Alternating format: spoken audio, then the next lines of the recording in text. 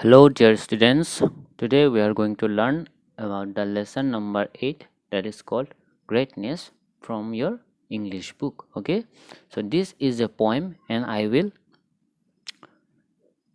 try to make you understand the summary of this lesson. Okay, so in this point, we find out how a tiny acorn grows into a mighty oak tree. The poem tells us about a tiny acorn who is very hopeful that one day he will also become tall and strong as the other trees are. But the tall trees make fun of him.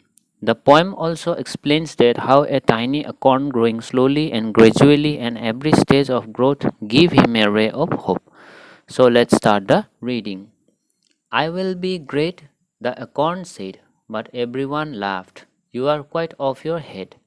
I will be great, the little shoot knew, but everyone jeered. What a pipsqueak like you! I will be great, said the sapling green, but everyone scoffed. You can barely be seen. I will be great, said the fine young tree, and everyone mumbled, we'll see, we'll see. Now I am great, said the oak stout and tall, and the trees all agreed, you are the king of us all. And this poem is written by Paul King. Okay,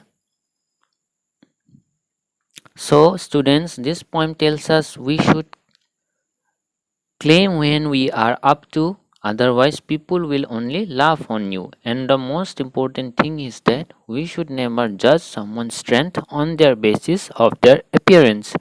If we take the example of Mahatma Gandhi, we know that Mahatma Gandhi was not physically strong, but we all know that but we all know about his mental strength. That's why we call him as the father of our nation. So this was the content of your lesson number 8, that is called greatness. I hope all of you understood it nicely, and thank you.